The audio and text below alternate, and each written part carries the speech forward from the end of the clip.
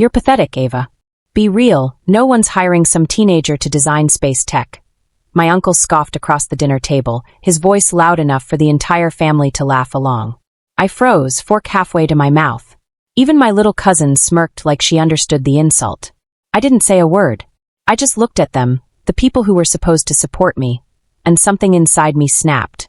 If you've ever been mocked for dreaming big, hit that like button, share this story, and don't forget to subscribe. Because what happened next? They never saw it coming. They thought I was too quiet, too bookish, and too naive.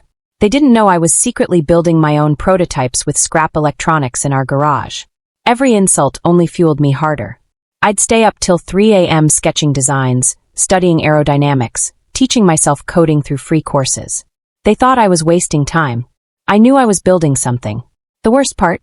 My mom didn't defend me.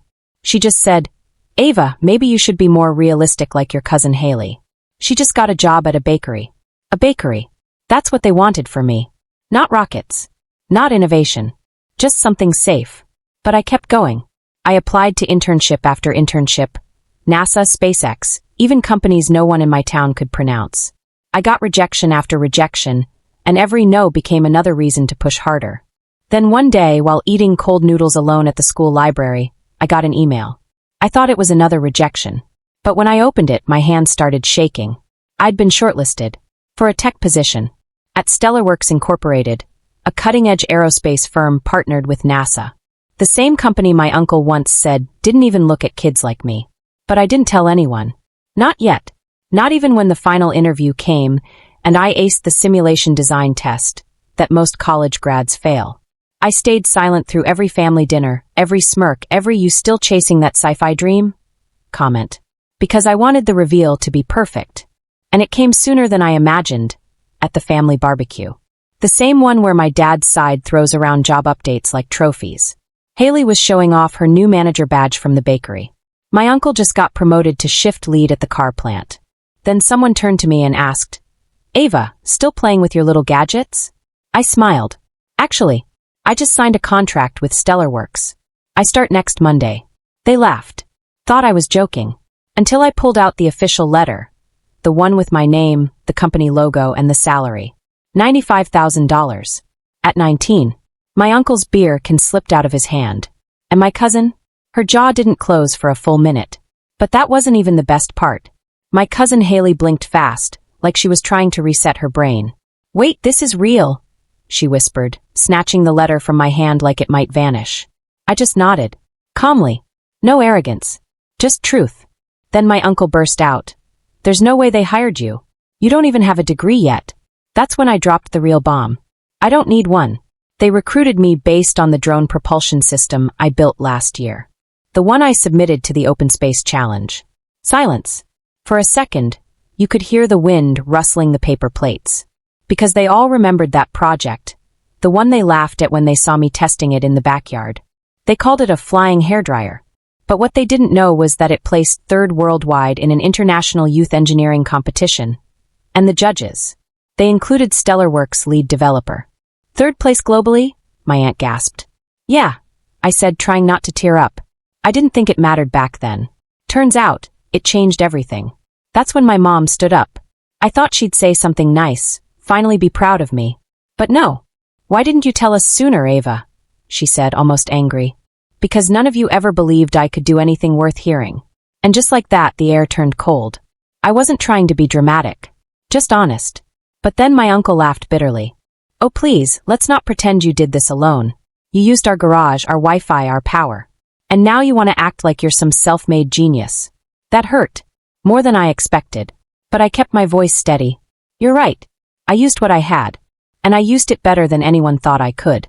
Haley looked stunned, but her mom, my aunt, jumped in. Well, you still live under our roof. Maybe you should contribute now.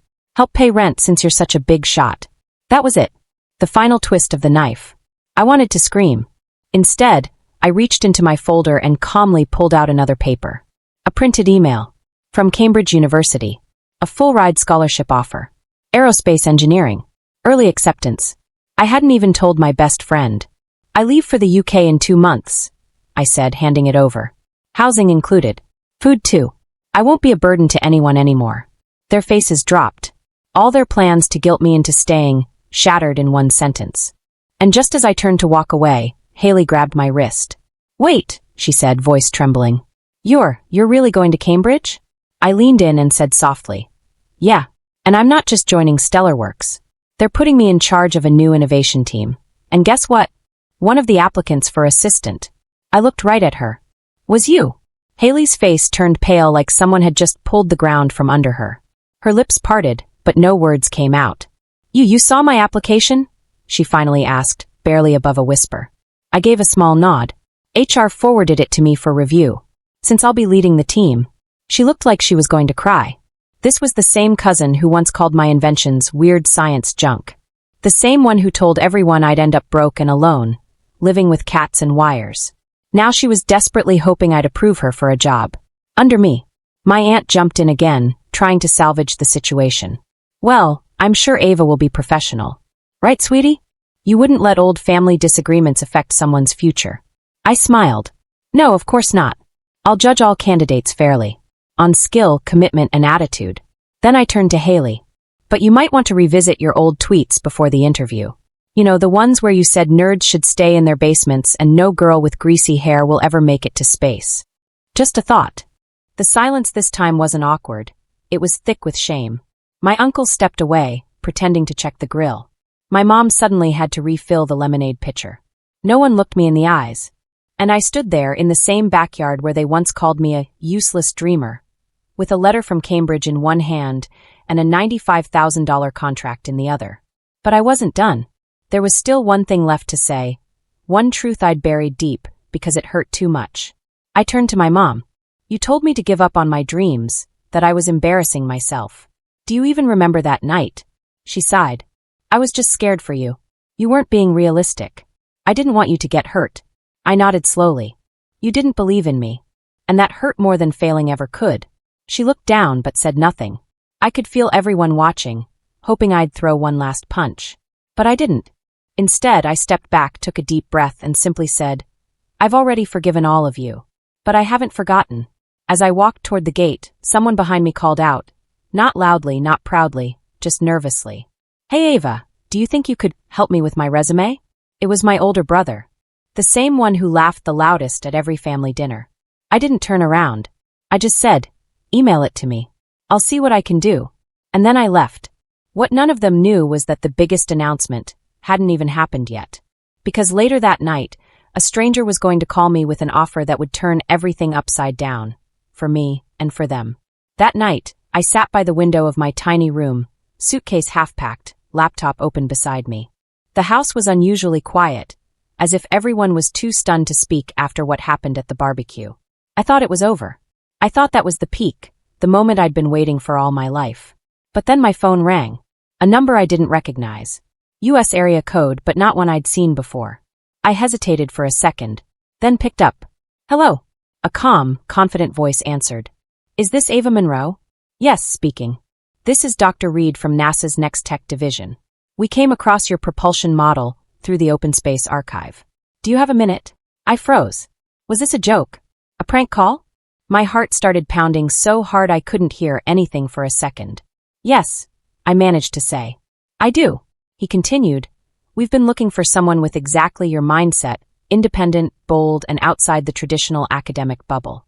We'd like to offer you a co-collaborator role on a confidential project. It's still early, but if you're interested, there's a short selection process. You'd work remotely while attending Cambridge." I almost dropped the phone. My lips parted, but no words came out. NASA. NASA.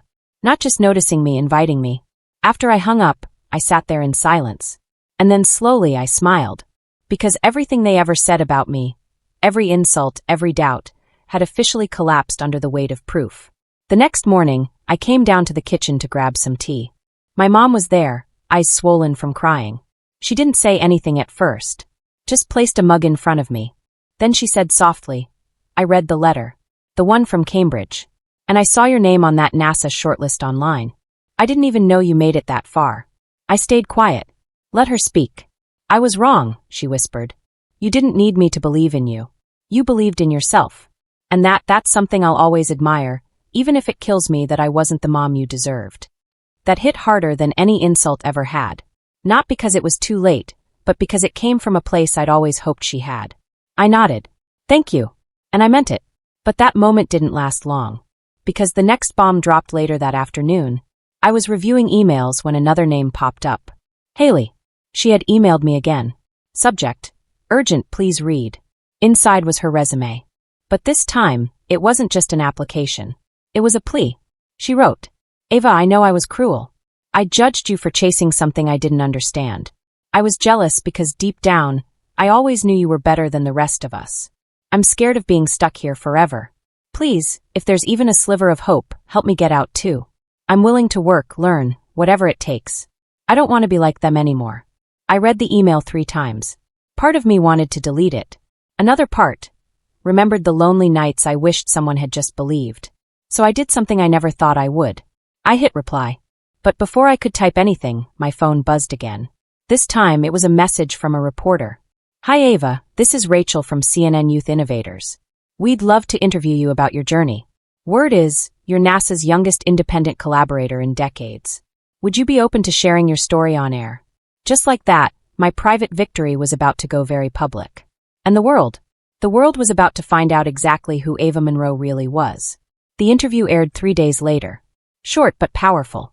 Clips of my backyard experiments, footage from the competition, a few childhood photos, and me sitting across from the anchor, calmly telling the world how the girl they once called Unrealistic was now working with NASA. Within hours, it blew up. Everyone in town saw it. Old classmates messaged me. Teachers apologized. Even my ex sent a long, awkward paragraph I didn't bother to finish reading.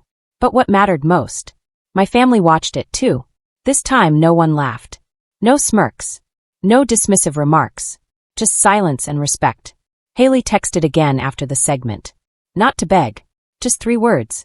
Thank you, Ava. I didn't reply. I didn't need to. Because sometimes, silence is the loudest victory.